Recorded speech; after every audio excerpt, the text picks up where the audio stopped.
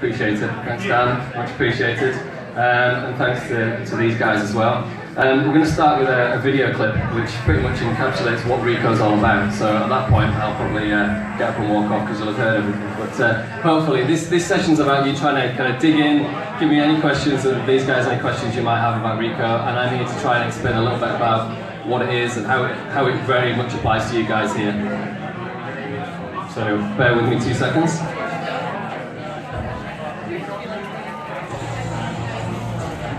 We need to be informed, and so our goal is to bring together these leaders with thought leaders from around the world to discuss the things that are critical, especially now.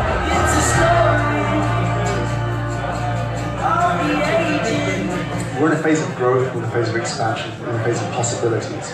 We want to explore those possibilities. The goal of Rico is review, reconnect, revive, research, and renew. It's one of those stepping stones where you feel like you're really becoming a part of a larger community.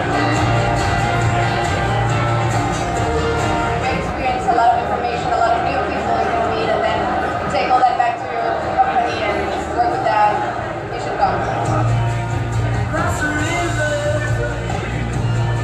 Meeting the people who are really driving the industry forward, and that's not just commercially, it's also about, kind of spiritually, if you like, in terms of moving the whole organization and specialty coffee forward.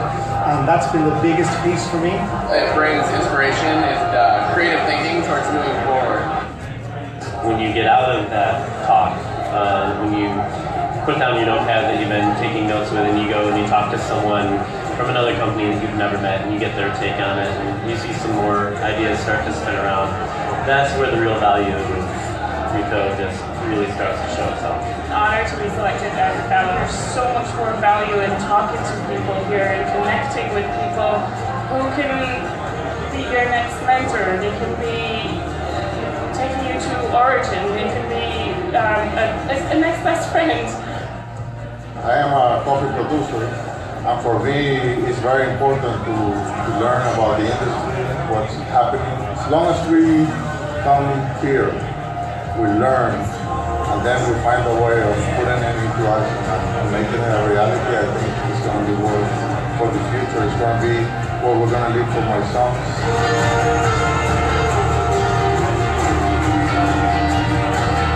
It's about coming and having a voice, and that's a discussion. It's not a lecture. And that's what I want to say to coffee leaders, is come be part of this session.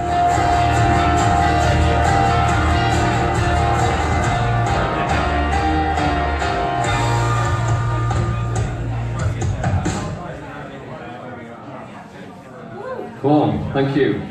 So that was, you didn't see me in there, because I like to stay in the shadows, but so you heard a lot of positive words in there, like leadership, community, inspiration, creative thinking, all super positive things, and all what Rico's all about. And you've seen a lot of different people there from Europe, from producing countries, from the US, some you recognise, some you won't. But before we kind of dig into to what Rico's about, I want to kind of set the scene a little. Obviously, those positive words on the screen there mean more now, to me, more now than ever before. I started working on Rico Symposium back in November 2015, when the world looked a whole lot different.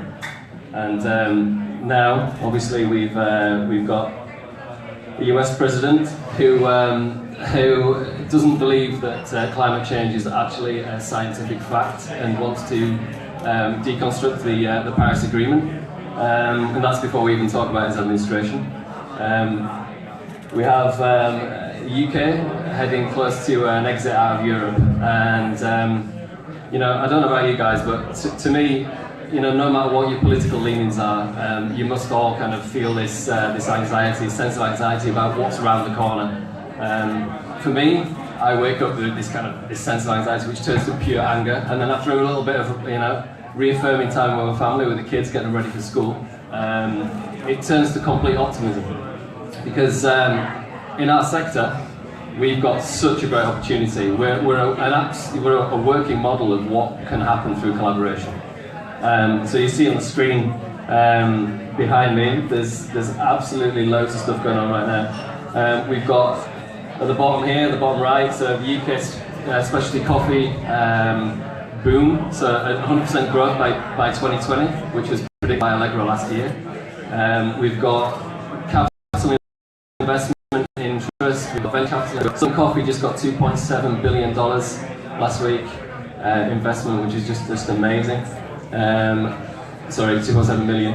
And then we've got Blue Bottle who've raised over 100 million, and that on the last lot there was 70 million there. So there's such a great massive interest in our community, economically and also collaboratively. So before we dip back into Rico, I just want to kind of set the scene, because we've got an opportunity now to stand up and be counted. We've got so much collaboration going on, and it's a super special thing, so don't take it for granted. Okay. So what is Rico, and why should it matter to you? So there's a number of different reasons why I feel that Rico matters to everybody in this room. In Europe, it's going to be running for 2 years. So it was originally in Gothenburg last year and Dublin this year. It's originally from the SCAA Symposium program, which is 8 years old. So it's only new in Europe. So I'm kind of here to build that brand up a bit, and just to give you an awareness of what it's about, but also to give the opportunity to kind of ask me some questions about it. So we've got a quote on here, which is from Peter Giuliano, who was the founder of Rico Symposium. I don't know if you can all see it there, but basically, Gabby, yeah. So Rico creates a new thinking in coffee, innovative ways to address our challenges, discover concepts that build our business, and fuel for knowledge to push the coffee industry forward. So I'm kind of interested on the floor here. Is anybody kind of, what's your understanding of what Rico is? I mean, is anybody kind of, does this encompass what Rico is for you, or have you got a different impression about what it could be? Is anybody who's willing to put their hands up at this point? Because I've heard a lot of stuff about, it's not for me, it's kind of it's unattainable, I shouldn't be there, or, but it really is a really inclusive event. So for the current and future leaders of our community. So we talk about community and what that actually means. So community is basically, it's a leadership-focused event created for and by the community. So it's a curation process, which I'll talk a little bit more about later, but the curation is wholly inclusive. It's just not, we can't speak to everybody, so it's to select people globally across the world that we get together and we create that content together. So it's not me or anybody else in the background saying this is what we're going to talk about. It's an open discussion about what the community wants to hear about. What we're going to do at the end, hopefully, is have a content creation workshop, which I'd like all of you guys to get involved in. It'd be really good to get your ideas and opinions about topics that we could cover off in Rico, and speakers that you might have suggested. You can see in this, you see this picture here, so it shows the diversity of a Rico audience. So we've got Diana in front here, who unfortunately can't be with us on stage today, which is competing in a minute or two. And we've got Lisa Verschagen there, so the guild manager of Europe. We've got Klaus Thompson from the Coffee Collective, Peter Giuliano, so a whole host of different people from different levels of the sector. So I alluded to a little bit about the structure of Rico. So it's in Europe, delivered by World Coffee Events, who I work for. So that's why I'm called the International Director of Rico Symposium. It actually was born out of the SCAA. So I don't look after the US program, I'm involved in it, but Peter Giuliano still heads that. So World Coffee Events is the child events management business for the SCAA and the SCAE. And they came together to create the World Coffee Events organisation to do the world competitions. So that's probably where you've seen that word before, that company before. Obviously we're all coming together as part of the unification, so I don't know, unless you've been living under a rock, you know that the two associations, the members, you guys here, all voted to unify and come together. So we're working hard in the background to make that happen, which is why I've got bags under my eyes. It's been an amazing thing to do. It's been very, very tough, but very worthwhile. It's going to be amazing when we come together. It's going to be so much great opportunity for the community. So, let's move on to the next one. Can you understand me, by the way? I'm from Leeds, and I normally lead a little bit of translation. So, yeah, we all good? Great.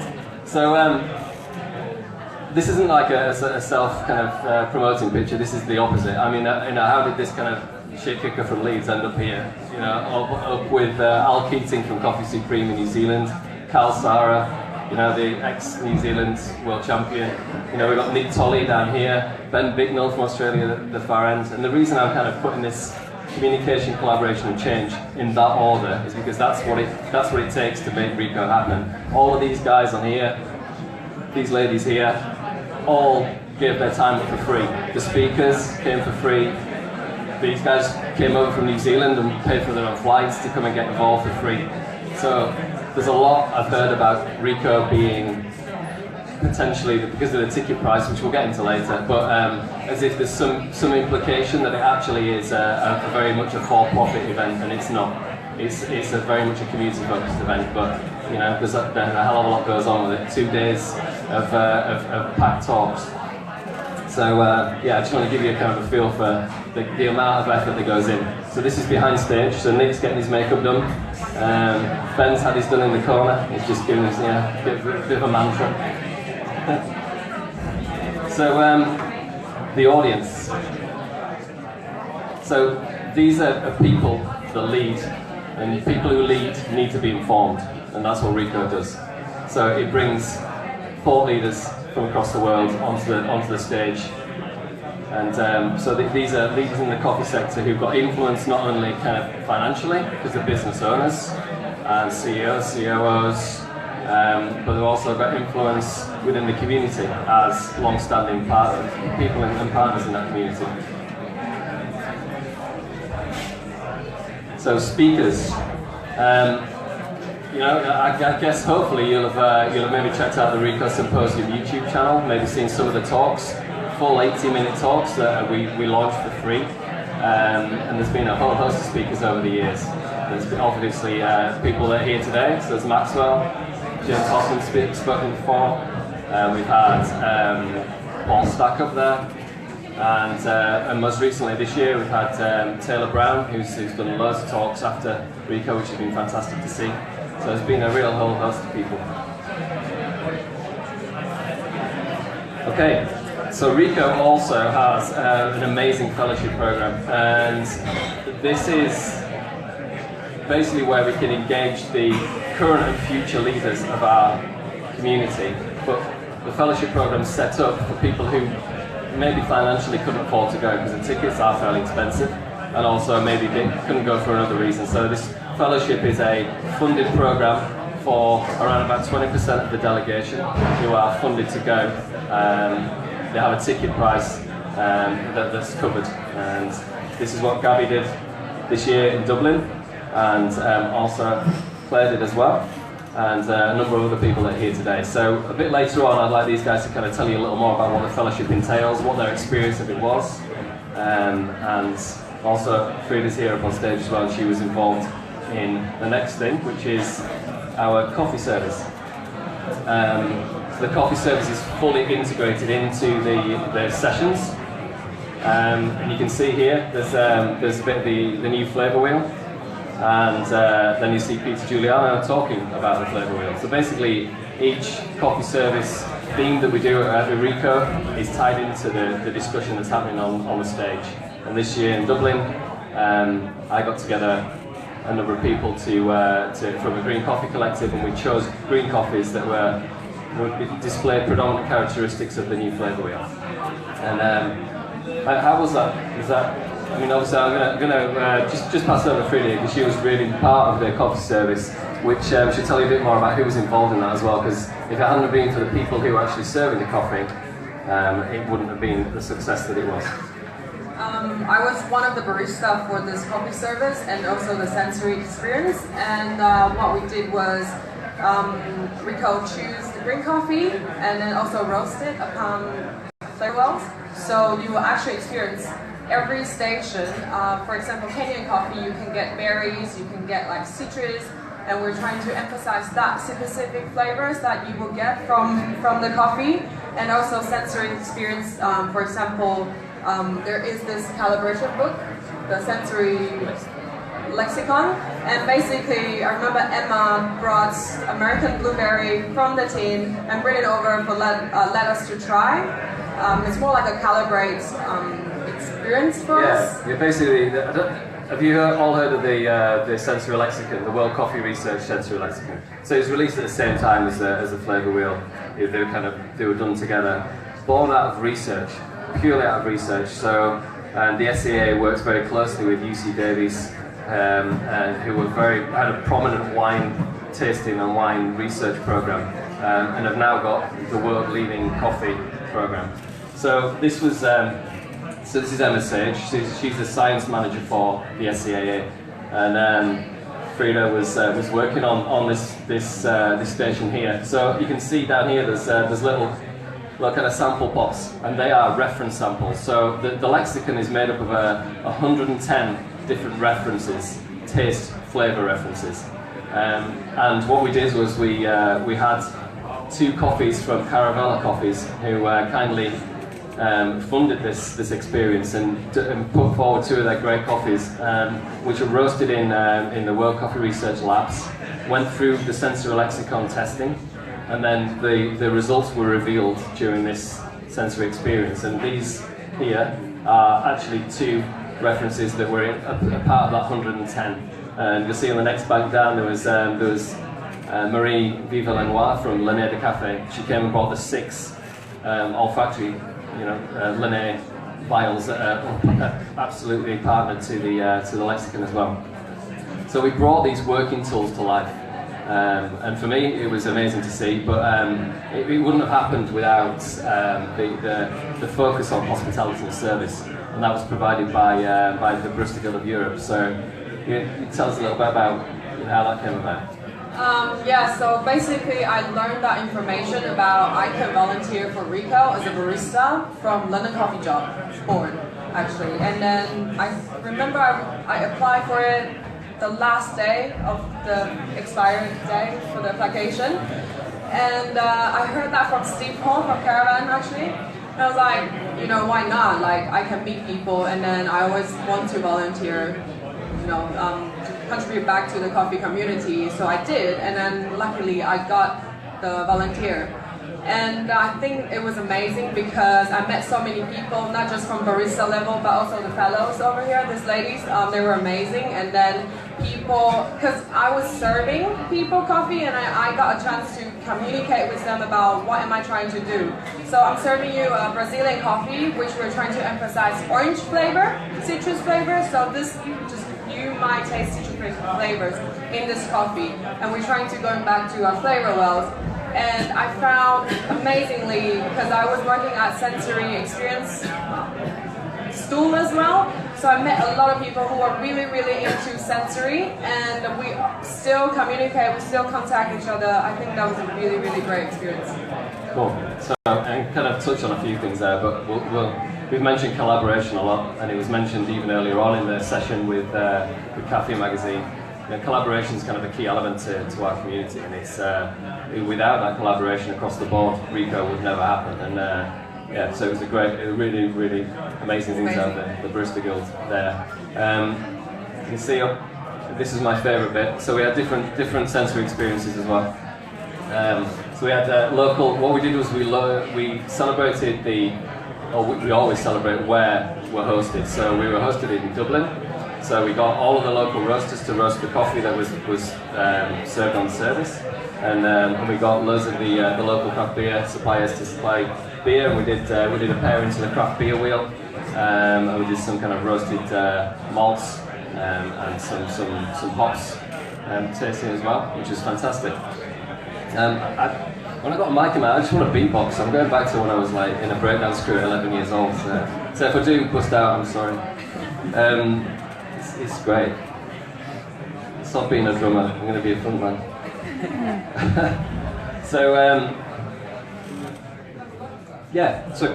I'm kind of here to say, come and be part of the discussion. You know, I know that, you know, nearly €995 for a ticket is expensive, because I come from a, you know, from the green and then roasting world. I've kind of come up through the specialty community, and I now see I know the value in the Rico Symposium, but you know, a lot of people kind of see it as a price point. And for us, for a community that's like so free with our kind of collaboration and our knowledge, you know, we exchange things all the time, and we don't usually put a monetary value on it, but sometimes we have to place a monetary value on something because it has to happen again.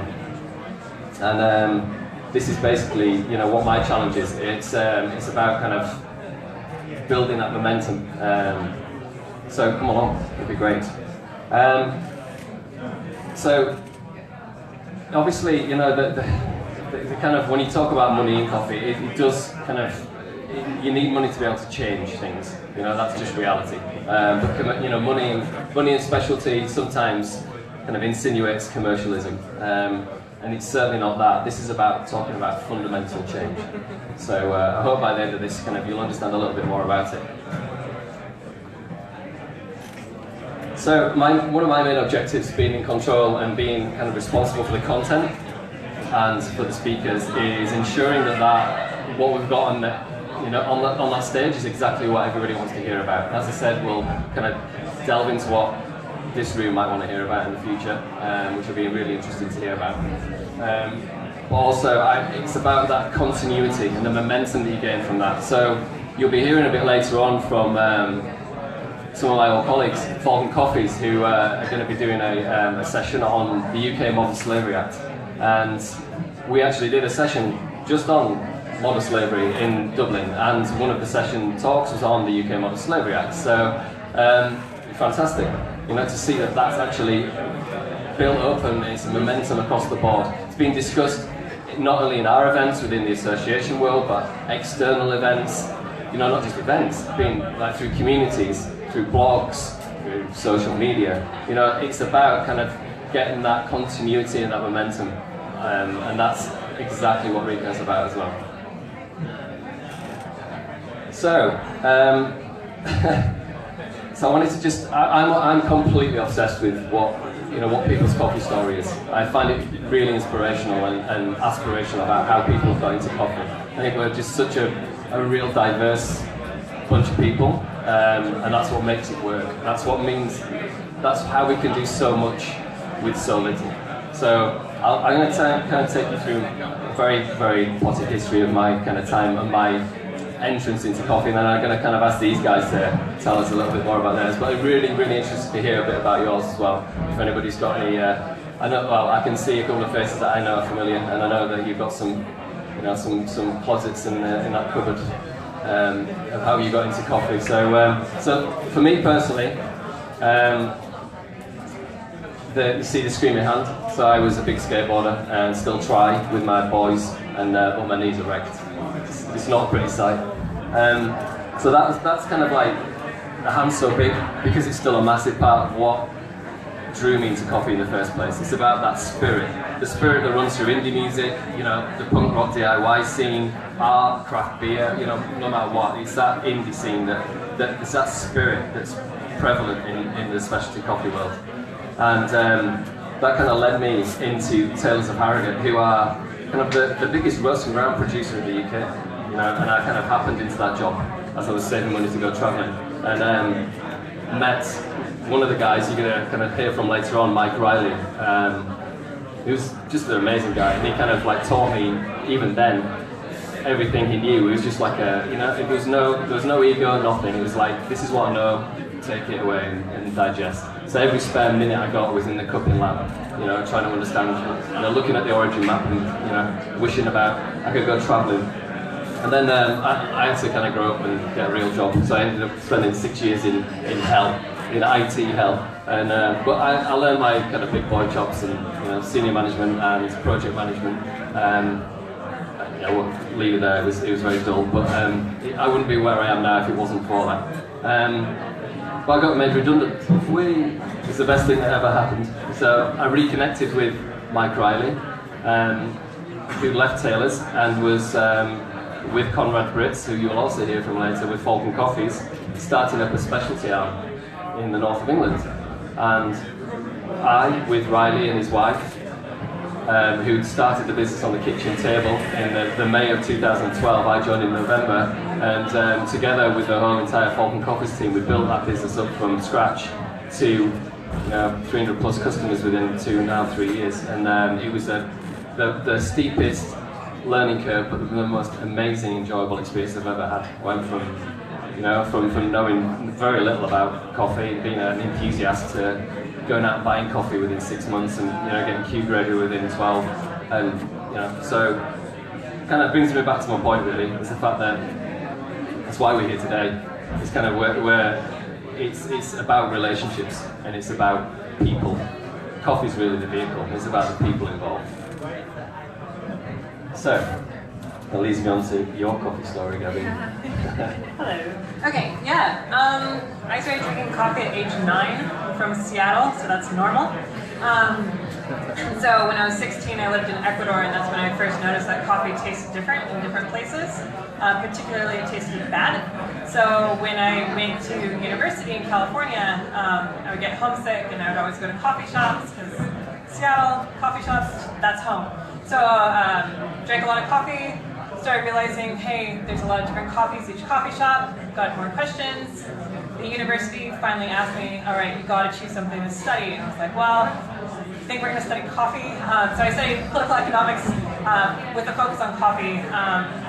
And 3 years ago, I went and traveled through Latin America for 8 months, primarily through Mexico and Central America, visiting exporters and coffee farms and coffee support centers, and really got hands-on. So these last 3 years, dived into the UC system in California, reading books and looking more and more into coffee until I graduated, which was great, and found myself at Rico a couple months later, where I met up with this community through Rico. We'll get into it later, but I actually met Matt Grayley back there, and I now work for Raw Materials. So coffee has been in my life for many years now. It's been great. For me, was when I was doing working holiday visa in Australia. I lived in Melbourne for a year and a half, and I was a waitress by then in a cafe, but I didn't know how to make coffee. But I loved the community. I loved saying, hey, how's it going? What would you like for your coffee? And I remember customers' coffee, and it's also like hospitality, that kind of vibe that made me really exciting. And I went back to Taiwan. I was trying to tell my barista how to make a sweet coated flat white. Like we didn't have flat white back then in Taiwan. So I worked in Taiwan for 2 years, and then I was like, oh, something's missing. I really want to learn how to make coffee. So I came to London because I knew there were a lot of Australians here, open cafes here. So I worked for Taylor Street Baristas in the beginning. Then I just felt I really want to learn more because I was working for them for a year and a half, and then what else can I do? So I thought I sort of volunteer in a roastery for a bit in Oslo. It's called Lippet. But when I was there, I realized I didn't really want to learn how to roast coffee because I was packing coffee by then, and it was quite boring, to be honest. But then I realized it's a process of you working in a roastery, you have to do that. But by that time, I'm like, okay, maybe I want to do green coffee then, because I was looking for what other career paths I can go. So I did Q grading, and I passed Q grader exam, and I came back to London for my MBA study, and luckily I graduated as well a month ago. And right now, like I've been trying to work with Caravan and then trying to help them to increase the quality of coffee. And I found working in coffee is amazing, especially in London, because there's so many events coming, like Barista Connects.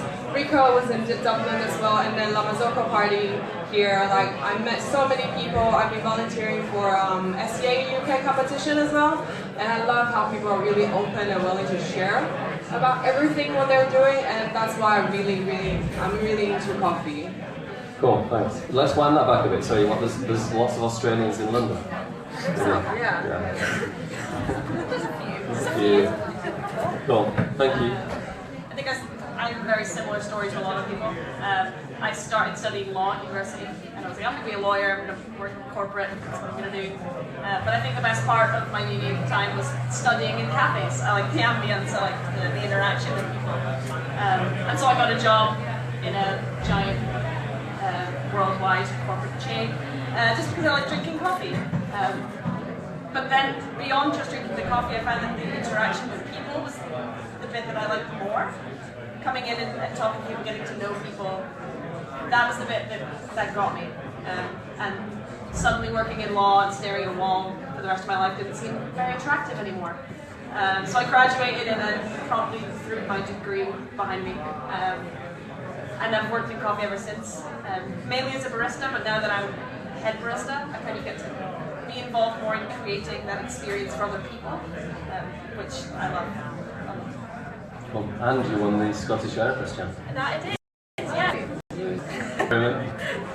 Cool, thank you. Anybody else want to kind of share their coffee story? It'd be lovely to hear from anybody.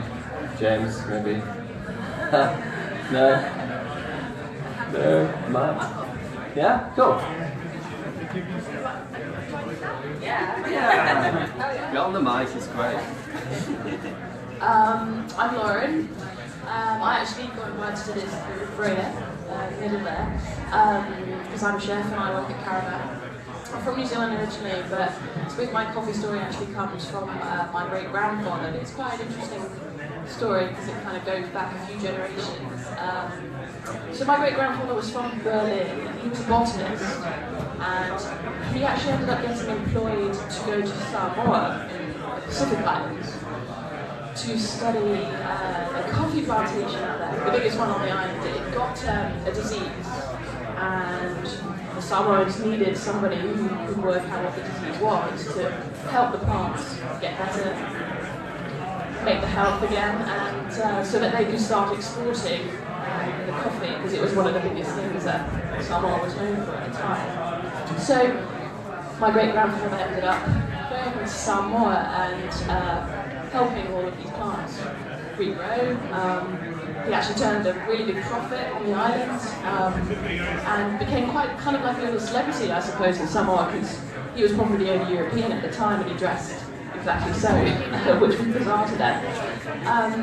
So yeah, he ended up marrying a Samoan, and then I've sort of had links through Europe as a result of him ever since. But my coffee interest sort of came from him, and now I work as a chef. I've always been around coffee in the places I've chosen to work. So yeah, I'm trying to integrate coffee into food as much as I can. So if anyone has any sort of like food-related questions about coffee, just come and speak to me. Cool, thank you so much. Yeah, no. That's great. Yeah, super interesting story. So yeah, you maybe you're going to go into botany yourself, do you think? Chef of botany and coffee. Cool. Wow, that's another Kickstarter there. Like really, competition for you. What we're talking about, actually, I don't know if any of you guys have heard about the raw material Kickstarter that's just launched last night. Absolutely amazing. Go and check it out if you can. A great bunch of people doing some amazing things. You can get the link for it on our Instagram at rawmaterial.coffee. There you go. Cool. I bought 20 coffee trees already. Cool. So let's move on. So this is basically about my motivations for being involved in RICO. So these are very personal, but I mean, I can only kind of say this from how I got into RICO and why I'm still there and why I'm doing what I'm doing. So obviously you heard about I was with Forking Coffees, and then that all kind of converged, and one rainy morning in September last year, at 7 a.m. At the Hilton Paddington, I was sat across the table from Rick Reinhardt, Peter Giuliano, David DeVille and Drury Pearson at 7 o'clock in the morning having an interview for this job. It was like the worst thing but the best thing ever. So and the things then that really made me want to do the job, are the things that are there now. This engagement with the specialty community and the leaders of that community, so I can actually, we talk about affecting change all the time, but actually seeing change happen is amazing. There's nothing more rewarding than that. So the kind of the people and the relationships, I talked about that earlier. Obviously, throughout my whole coffee journey, it's been about people, and it sounds very much from these coffee stories we've heard about that everybody's got that same thread that runs through it. A thirst for knowledge. I say it's like an everyday school day in coffee, and it is. If anybody tells you everything about coffee, they're talking out of their backside. There is so much to learn. Every day is something new. And ultimately quality. I wanted to raise the bar of quality across the board, and I think being involved in specialty, no matter what part you're involved in, whether you be kind of consumer side, growing side, anywhere in between, that kind of aim to raise the bar of quality is just the fundamental thing that needs to happen. And personally, it's kind of stand up and be counted. I come from a background of an independent music background, and independence being kind of the raw element, and it's kind of not being afraid to kind of stand up and say what you feel and do what you feel. And I think the more we do that together, the more we can achieve.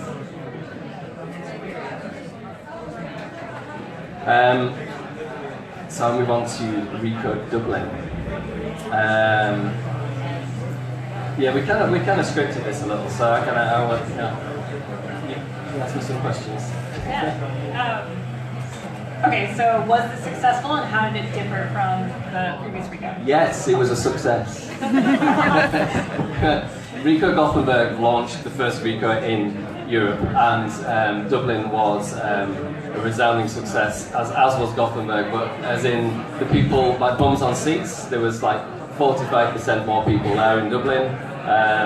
It was amazing. We went from 14 speakers in Gothenburg through to 23 speakers in Dublin.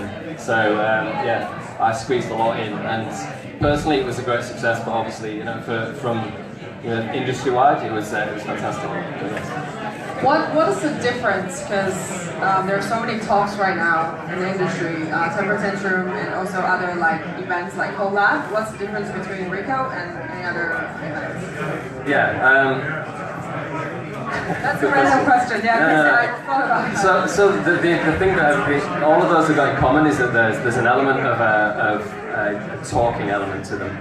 Whereas the Rico Symposium, the Symposium literally is a gathering of people and a kind of like a speaking event. That's what it's all about, the talks, and then the experiential stuff in the breaks. So whereas Temper Tantrum was kind of born out of the association world and then went down another path. Collab is part of the European Association and part of the Barista Guild of Europe.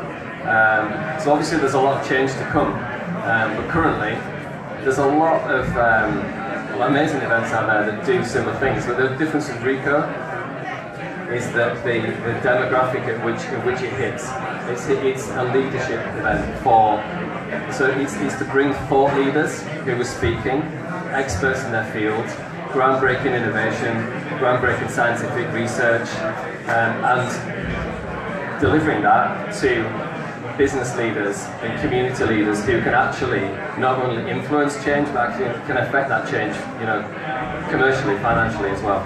So that's the difference. You're saying obviously that there's a huge amount to know about coffee, a huge amount to learn, and the industry is as wide as you can imagine. How did you pin down what issues you wanted to talk about and what you wanted the speakers to talk about?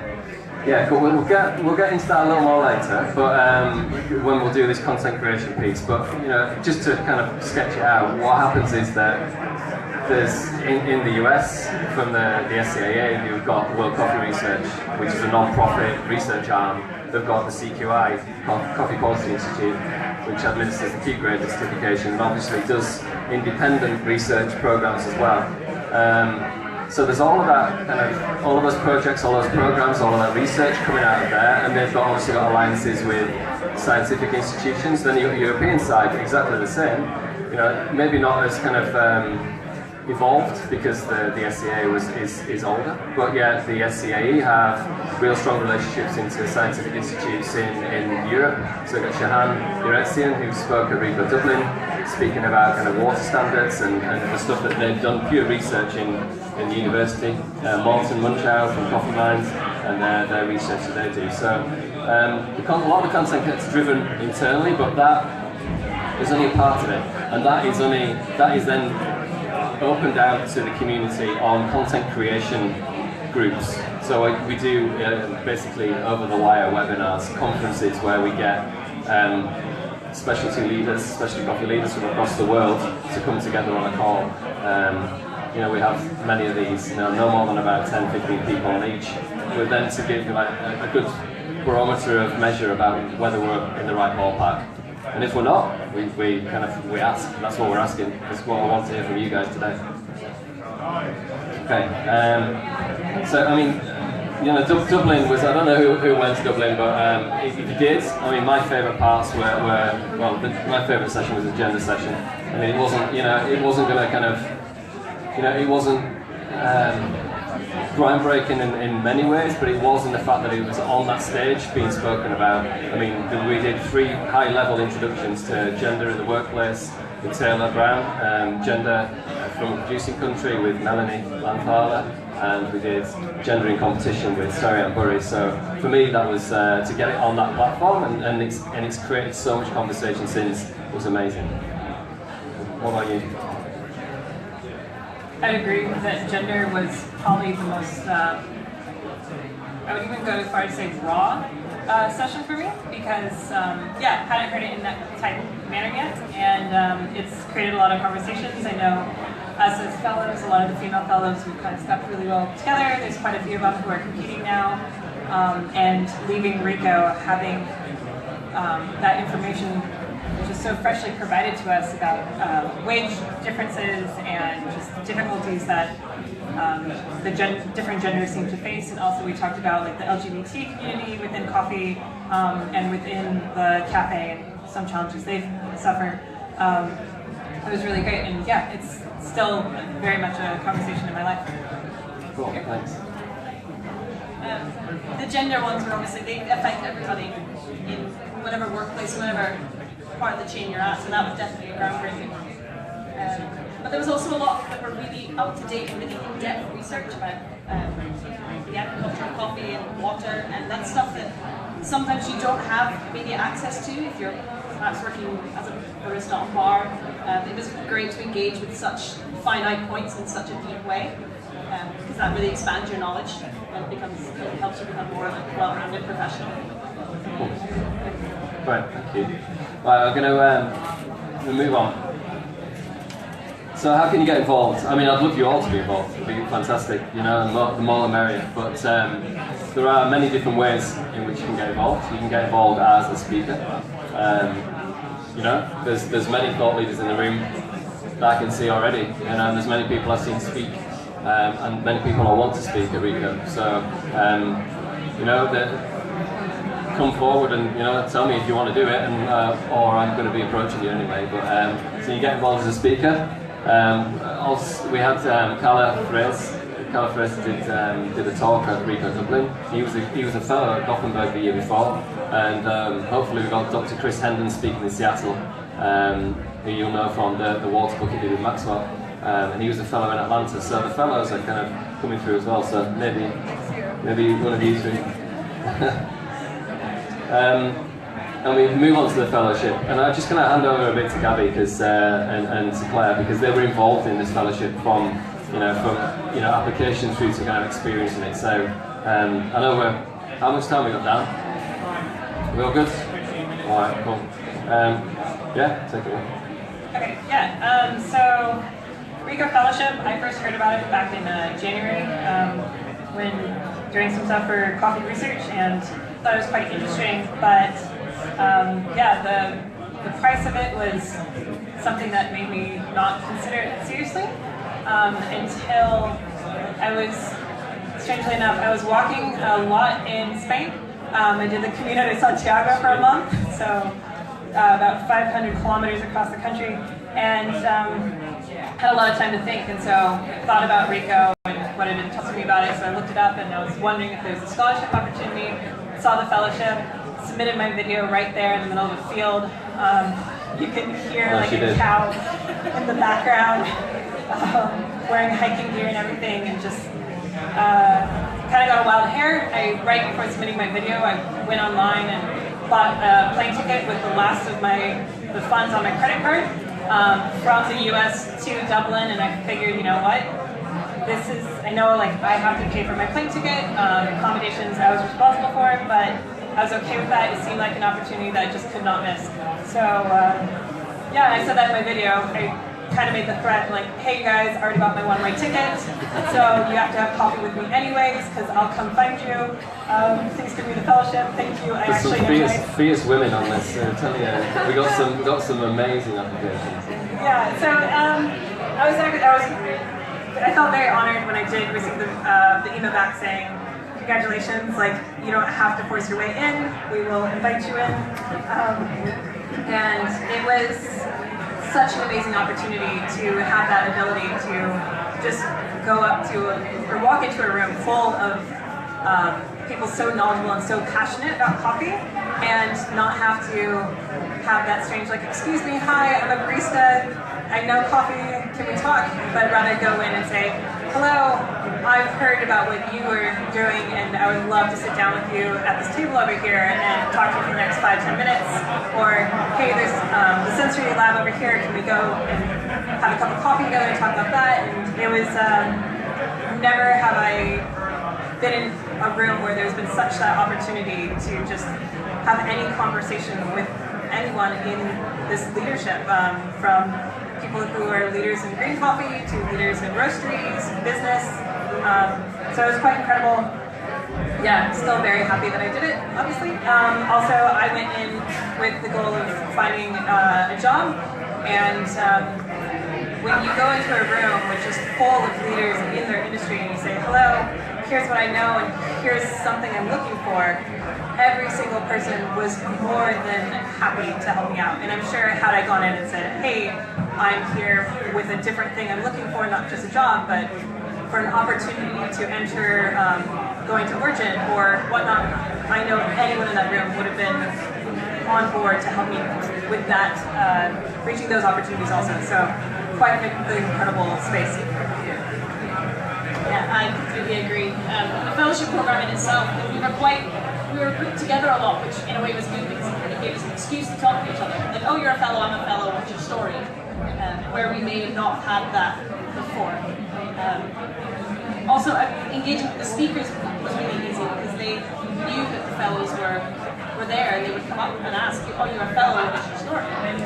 And it's good to see someone who's maybe in a position that you want to be in. You can ask them, how did you get there, what steps did you take? And they would tell you. They were more than willing to be like, this is what I did, here's my card, contact me anytime. The opportunity to talk to people you would never ever get to meet otherwise, make connections that I would be too scared to make otherwise. It was invaluable, completely invaluable. Cool, thanks. Yeah, I mean, it was great. I mean, we talked about this, how they submitted their applications, and they both did video applications. You don't have to submit a video. Just let you all know that the Rico Seattle fellowship is open now, so the applications are open now.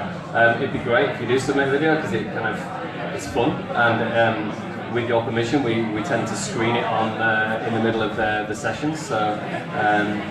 No better billboard as well. So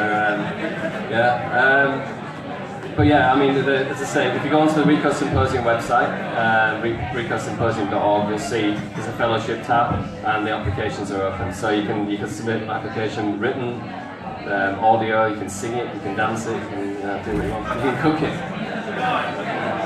Yes. So let's move on. Another way you can get involved is as part of the BGE or volunteer for the coffee service.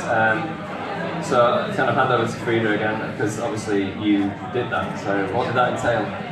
So basically, majority of the volunteer with me together, they are, one of them is cafe owner, and some are baristas from Minsk or Ireland, like they're from everywhere actually. So basically, we are all passionate about coffee, and we're trying to make the right coffee ratio, like espressos or filter coffee, and then we got together, we tried to, talk about it and then say, hey, this is, do you think this coffee's right? Could we serve it? And I found that the really interesting thing is the attendees actually came to us say, hey, what are you doing? What do you serve?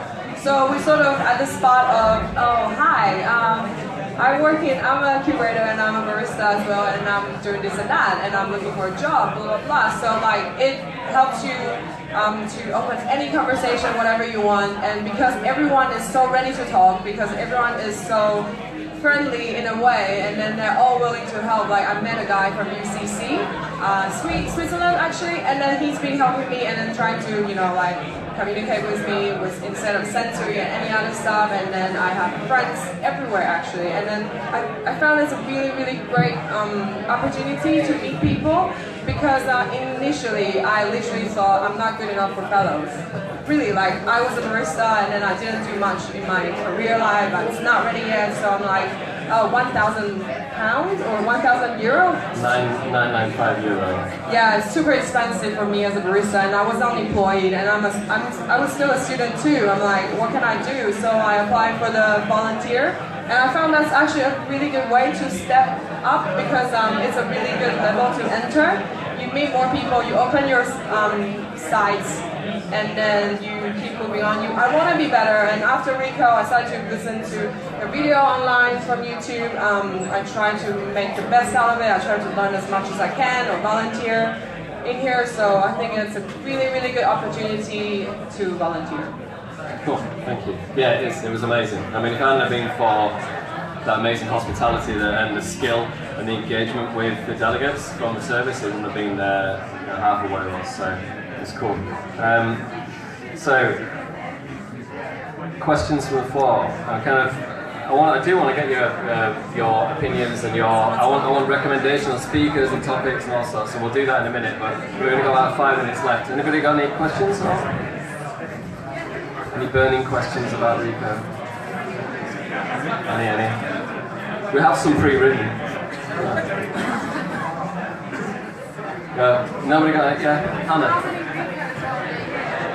How many Ricos are there a year? Thanks. Currently 2. There's an American program and a European program.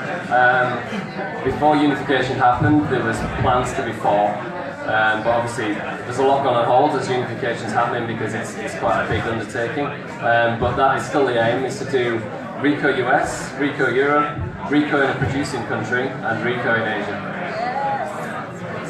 So yeah, there's lots of events, that are out there, and the kind of scrappy little brother of Rico is Reverb, which is, it's on a line with Temper Tantrums, with elements of collab. It's aimed at a different demographic of a roaster barista community, coffee shop owner, one day instead of 2, and much more personal stories. So that we've just been in China, 2 events in China with Reverb, and they were amazing. So there's so much going on in Asia right now. It's cool. Anybody else? Dan? What would you say has been one of the biggest changes out of Rico? Something that's really shifted? Yeah, cool, thanks. There's been tons actually, but because we were saying earlier about this coming together to actually affect intentional change, so what changes have happened? So, there's been, for me, the CQI project in Myanmar has been probably one of the biggest on my radar, and ones that I've been really involved in. I know there's a couple of people in this room that have been involved in it as well, and it's been fantastic, a really, really great project. It wouldn't have got half the backing or half the visibility if it hadn't been for Rico. So there's the CQI Gender Equity Program as well. I don't know about CQI, but it's just 2 that come to mind. Anybody else? Before we go and get some content? Oh, James, thank you. Why is it €1,000?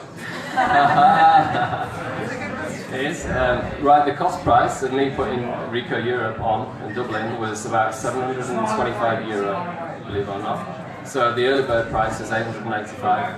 and the full price is $9.95. So any money that goes, that is profit, goes basically back into the program to make it sustainable, and any profit above that will go back into our 2 non-profit parents, which is going to be 1 non-profit association. So it just costs a lot to put on. Like I say, all the speakers come for free. You know, their travels, usually if we can pay anything towards it, we will, but often they pay for their own travel. We'll pay for accommodation, and that's about it. But these speakers have spent 8 months, fine-tuning a talk which lasts 18 minutes unscripted, which is like I said at the beginning, I'm a drummer, I don't get up there and do that thing. But I've got to take my hats off to people who can do that. It's amazing, and hold a room like that. It's great. So yeah. Can we watch these talks after the event? Yes, you can. Yeah. So they get released on a schedule, a rolling schedule, and they're on a YouTube channel still called YouTube. It's SCA Symposium, and they are all online, and they get released on social media as well. So on that social media, on the momentum slide you might have seen earlier, there was some posts there. So yeah, all of the talks get released in their entirety. So we just had the debate. We had a debate at Rico Dublin, which was split into 2 parts. It was fantastic. So that's there. So they're all up. Yeah. So go onto YouTube and search for Rico Symposium, and you'll find it. Cool. Well, let's move on quickly to very quickly. I want to get a feel for what everybody here wants to hear about Rico. We've got a pretty blank canvas for Budapest. We've got some suggestions for Seattle, and things are working out quite nicely, but I've got things that I want to talk about Budapest. I've got theme in mind, I've got ideas, but there's no time like the present to kind of find out. So this is what we normally do. This is the survey that you get if it were part of these webinars that we do. But let's do one now. So who's going to kick us off with topic and speaker recommendation that I need to have on Rico Budapest? Anybody? Paul Kelly in the back. Are you going to come up? No, there's no. There's no promotional stuff going on there. You won't work. The most branded La Marzocco man I've ever seen in my life, right at the back of the room there. I just spoke to Maxwell. He might be coming to talk about some amazing things he's doing. So that'll be great to see Maxwell back. I've got lots of people lined up. Anybody? Any suggestions? Raw material. Mike Rayleigh, you're still in the room? Yes, good. Right, you're on the short list. Are you good? Yeah. Right. Seriously, if there's anything, this is the program isn't curated by. It might be curated by me, it might be put together by me, but it certainly isn't a single endeavour. If you don't want to say anything now, or nothing's coming to mind, then feel free to email me anytime. Cool. Do you want a microphone? Cool. Will it stretch? Can you come this way?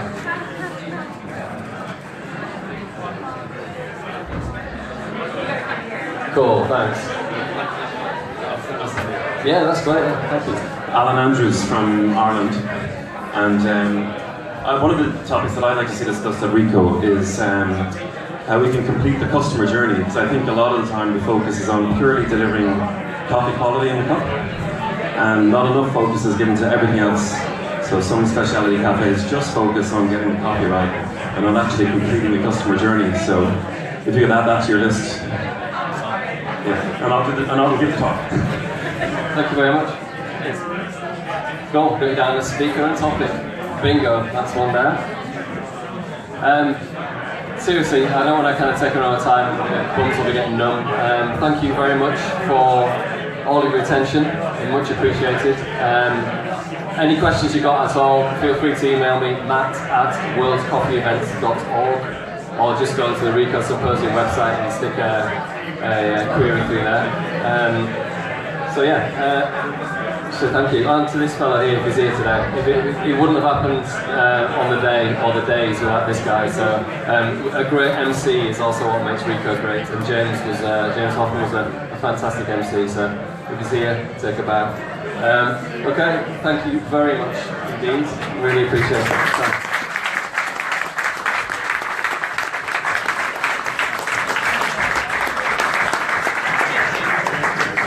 Thank you guys. I'll post Matt's email address